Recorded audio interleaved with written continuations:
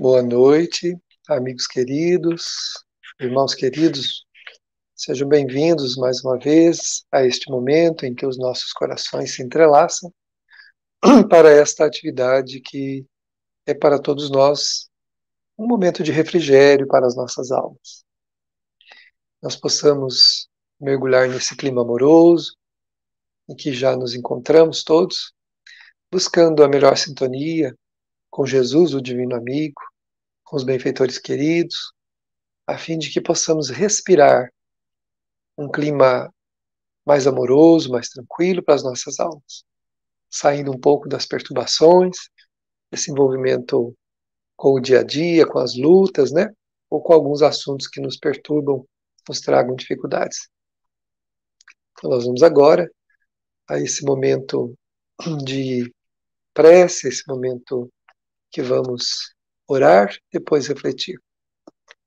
Estamos aqui no canal Amador, né? O Amador Espírita, e buscaremos agora a nossa oração.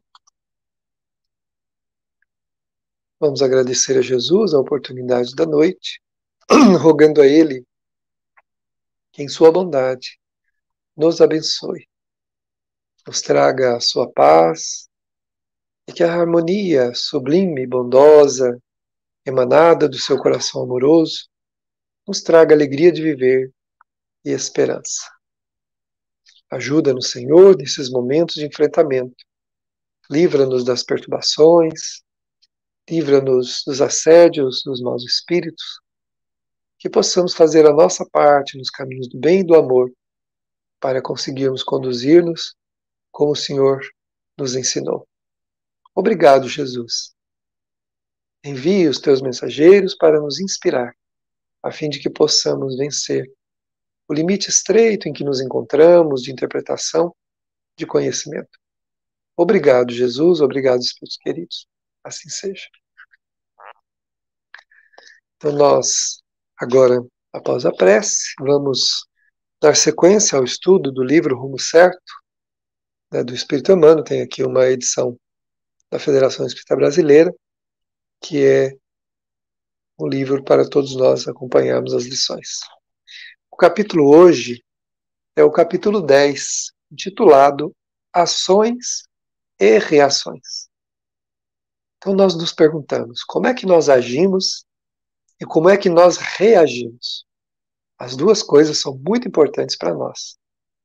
Então vamos pensar um pouquinho para podermos agora, através do estudo, encontrarmos a nossa melhor resposta para nós mesmos, analisando e avaliando a nossa vida. O Emmanuel, então, inicia dizendo assim para nós: ante a coleção das boas ações de alguém, é forçoso que se analisem igualmente as reações diante da vida. Um outro lado do bem. Então, as nossas reações também podem ser o outro lado do bem. Agimos no bem e reagimos no bem também. São duas coisas diferentes. E nós vamos ver agora o que o Emmanuel nos sugere fazer, né, nesse convite para agirmos e reagirmos no bem. Doarás o prato substancioso a quem te bate à porta, em penúria. Mas não se te azedará o coração se o beneficiário te fere com palavras de incompreensão e desequilíbrio. Então, muitas vezes a gente faz alguma coisa, mas dependendo da maneira como a pessoa nos trata, depois de ter recebido o benefício, nós azedamos o nosso coração, especialmente com a incompreensão, né? Então, muitas vezes, como nos ensinam os Espíritos, queremos fazer a caridade do nosso jeito, e não do jeito que o outro precisa.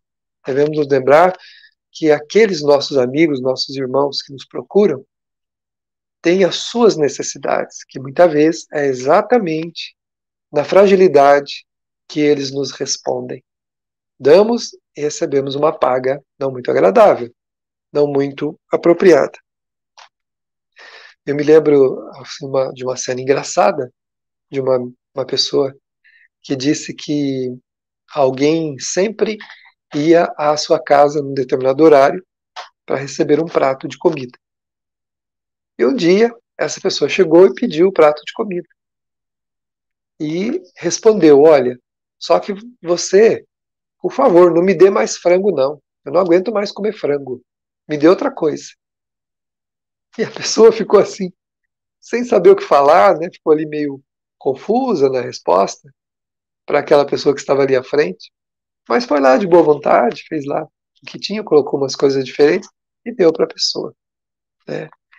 Então é interessante isso, né? A pessoa pode, nesse momento, ficar azeda, pode ficar ofendida, né? Com essa atitude que muitas vezes parte de quem foi beneficiado como uma exigência. Mas o que é que tem que seja uma exigência? Não há problema nenhum. Nós não exigimos também o que nós queremos quando precisamos? Mesmo que não fazemos isso verbalmente, se alguém não nos dá o que nós queremos, lá na intimidade a gente fala, puxa vida, né?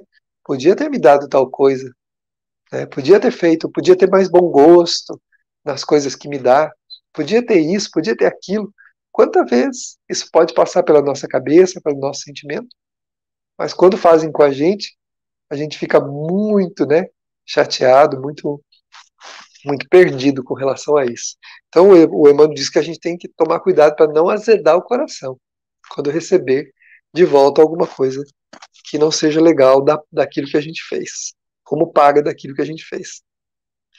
Ofertarás a tua própria alma a favor dos amigos, aos quais te devotas. Entretanto, se algum deles te malversa os tesouros afetivos que lhe puseste ao dispor, a abençoá-los-ás, como sempre o fizestes, conquanto nem sempre lhe possas compartilhar de imediato a intimidade ou a convivência. Então, a gente oferta o próprio coração a alguém a quem a gente se devota, e o que vem do outro lado não é a mesma coisa, né? Essa necessidade de receber o que se está dando ainda é um tanto egoísta de nossa parte. Eu faço, mas só me sinto bem se eu receber aquilo que eu estou dando. Dei afeto, quero afeto. Né? Então, nós temos que pensar um pouco, que não é bem assim. Né? Atenderás ao impositivo de auxiliar os companheiros que se te aderem aos pontos de vista.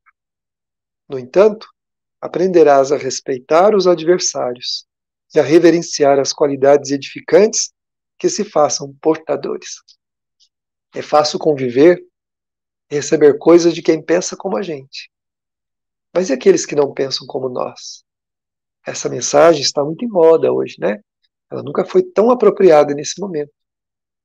Naturalmente que as pessoas pensam diferente de nós. Mesmo aqueles que concordam conosco também têm pontos de vista divergentes que nós precisamos respeitar. Respeitar a tudo, respeitar a todos. Porque esse sentimento de inconformação, de indignação, porque o outro não pensa com a nossa cabeça, né?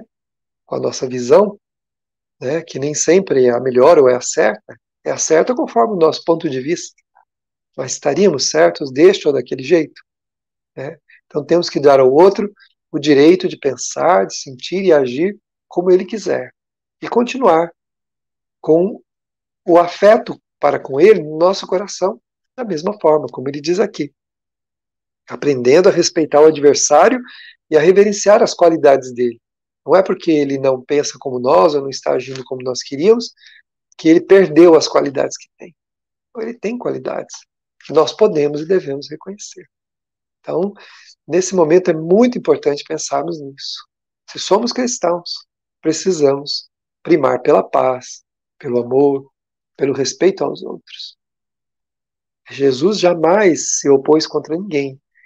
Ele jamais brigou, jamais fez qualquer coisa por causa daqueles que não pensavam como ele. Em algum momento apresentou as suas ideias quando foi insultado, quando tentaram ridicularizá-lo, quando tentaram pegá-lo em alguma armadilha, mas ele não se voltou contra ninguém, não incitou nada, não fez nenhum ato de violência. Ele agiu pregando com o próprio exemplo, que é o que nós temos que fazer. A única coisa que nós podemos fazer diante de várias situações da vida é darmos o nosso exemplo. E isso nós podemos fazer, porque não depende do outro.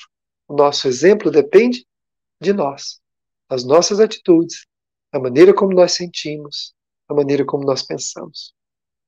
Então, diante de um pensamento contrário ao nosso, qual a nossa reação? A mais amorosa possível, inclusive reconhecendo os talentos e o bem que a outra pessoa tem, deixando a cada um segundo sua consciência e a Deus, que nos conhece a todos. Somente Deus conhece o coração de cada um de nós e as razões pelas quais as pessoas fazem o que fazem. Nós não sabemos. Somos superficiais. Por mais que nos inteiremos e achemos que sabemos, não sabemos. Quem sabe é Deus. E se Ele permite as ações neste mundo como elas são, é porque todos nós precisamos aprender juntos. Exteriorizarás entusiasmo e alegria nas horas belas da estrada. Todavia, demonstrarás coragem e paciência nos dias amargos, quando tudo pareça despedaçar-te os sonhos e aniquilar-te as esperanças. Então a gente vai, lógico, mostrar entusiasmo, alegria nas horas boas, né? Vamos agradecer, vamos mostrar todo aquele entusiasmo que a gente tem para motivar as pessoas, né, a seguirem e neste ou naquele caminho melhor, né? Porém, nos momentos difíceis, também temos que demonstrar coragem e paciência, porque tudo passa. O Chico sempre dizia, tendo ele recebido uma resposta de Maria Santíssima, que tudo passa, ensinando-nos que aquelas experiências mais complicadas, mais difíceis, ficarão para trás. Que aqueles momentos de desafios da existência ficarão para trás. Tuas ações constituem recursos que sorvestes na organização crediária da vida, né?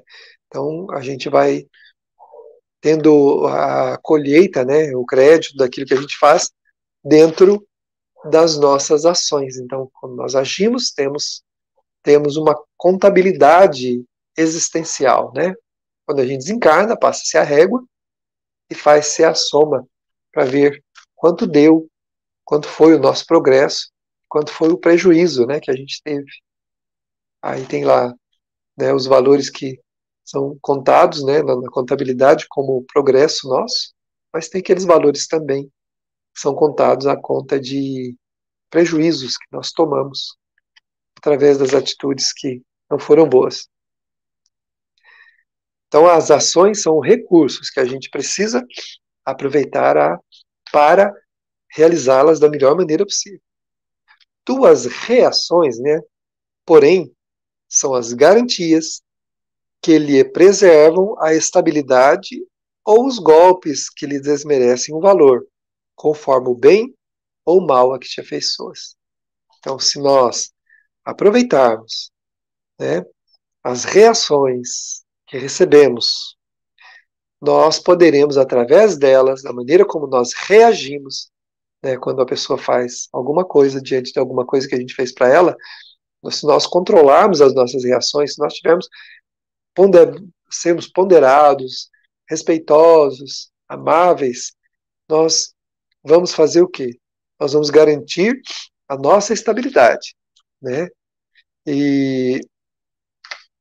Ou os golpes, né, que lhe desmerecem o valor conforme o bem ou mal que te afeiçoes. Então, se a gente reagir de maneira inadequada, de maneira inoportuna, diante daquele desafio que a gente recebe, seguramente que isso não nos fará bem. Então, a gente pode receber benefícios ou golpes, porque desmerecemos o valor daquilo que a gente fez. Então, eu faço bem quando eu recebo de volta algo que não vai bem, que não é bom como eu esperava, e eu reajo de maneira negativa, estou, na verdade, desferindo um golpe sobre mim mesmo. Um golpe doloroso, que vai me machucar, que vai me ferir. Não tem como ferirmos os outros sem ferir a nós mesmos. Não importa as razões, não importa se nós estamos certos ou errados. Toda vez que tomamos a violência, toda vez que tomamos o mal para resolver aquilo que nós acreditamos ser o bem, estamos errados. E vamos ter que reconhecer isso logo que encerrarmos a nossa existência presente. Às vezes nessa própria vida mesmo, através de provas amargas, difíceis de serem contornadas. Provas que nos exigem o máximo das nossas forças. E aí então, um filme passa na nossa cabeça. Daqueles atos menos dignos, violentos, ruins, que nós nos deixamos contaminar. Então é importante pensarmos sobre isso. Só o bem nos faz bem. O bem faz bem. O mal, sob qualquer aspecto, sob qualquer justificativa, nunca nos fará bem. O único bem que o mal nos faz é, através da dor que ele provoca, fazer-nos despertar para as realidades maiores que nós temos que despertar. Mas nós não precisamos da dor que o mal provoca para isso. Mas toda vez que tomarmos o mal em nossas mãos, praticado, com consciência do que estamos fazendo, sob qualquer justificativa, sob qualquer aspecto, nós teremos como resposta da vida uma oportunidade de reparação. E, geralmente, quando é o mal, ela é sempre dolorosa, ela é sempre constrangedora, ela é sempre limitadora, do lado de cá, no mundo espiritual, e muitas vezes na próxima encarnação também. Se as tuas reações forem constantemente elevadas, de certo que as tuas realizações serão sempre respeitáveis e dignas. Então, se eu reajo àquele cenário ao qual estou sendo convidado a enfrentar de maneira elevada, o Emmanuel é muito claro aqui, se eu reajo de maneira elevada, de certo que as minhas realizações serão sempre respeitáveis e dignas, especialmente diante da própria consciência. E diante das pessoas sérias, de todos aqueles que têm como base o amor e o bem. Do contrário, não será assim. Eu não terei como resposta o próprio autorrespeito, porque quando eu pratico uma reação, quando eu pratico uma reação que não é elevada, que é negativa, que é baixa, naturalmente estou abrindo mão do meu autorrespeito, do respeito à maneira como devo me comportar como cristão. E esse desrespeito consciencialmente me custa caro. Me custa a paz do meu coração.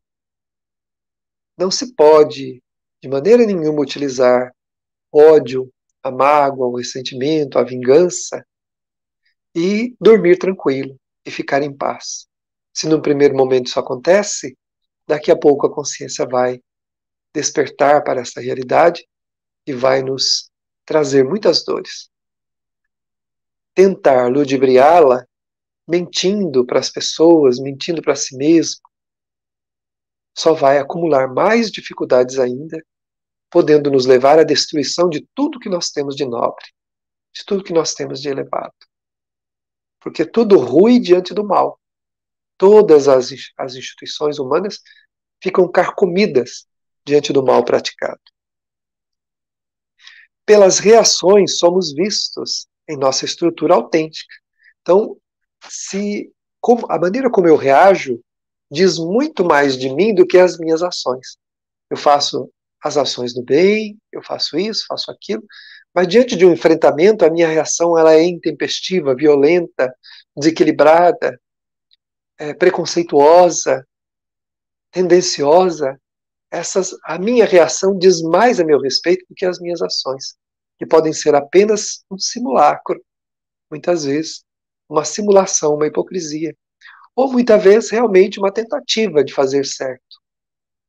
Então é preciso que a gente preste atenção em como nós reagimos diante dos desafios que a vida nos oferece. desde o sentimento lá do fundinho da nossa alma, do pensamento aqui na nossa cabeça, até a ação propriamente, né? A reação que a gente tem. Tudo tem valor.